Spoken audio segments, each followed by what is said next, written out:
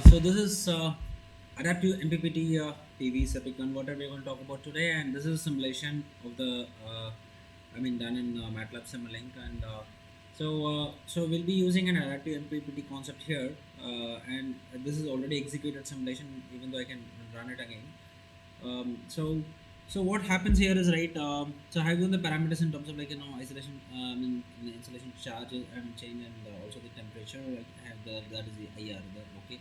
Irradiation and the temperature as the variables here, but still the irradiation can be modified as per your fluctuation based upon your partial shading or whatever you want to do it. You can do it.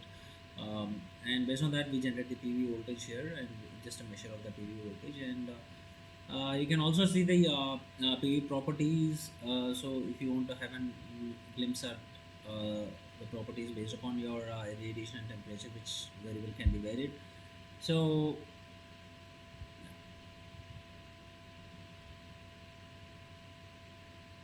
yeah, okay. And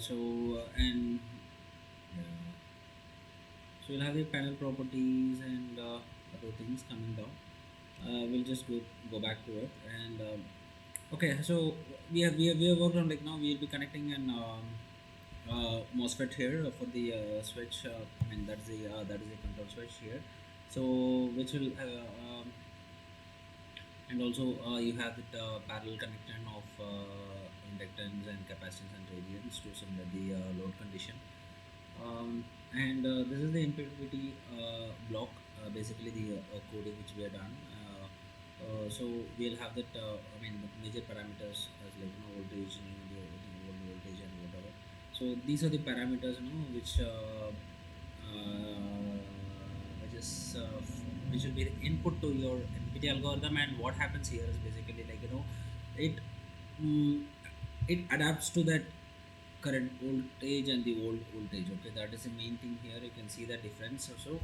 So based on that, what happens is we have to get the maximum power point here. So where we can get the maximum power from the PV panel, and so for that you'll get the pulse and the pulse generator. So you can see the pulses, and the pulses once again fed into the switch. So that's the reason why we use a MOSFET here.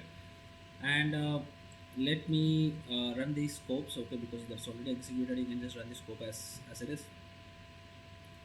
So this is your okay, so it's perfect. You can see that the steps, and which goes to the maximum point here. So this is your output voltage graph,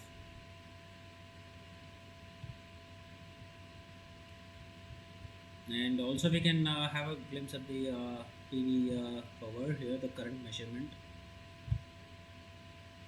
And coming to the power measurement, so, and of course if you want to have a look at the PV properties, you can always have a look at the PV properties here. Okay, thank you. Let's meet on the next video. Thank you.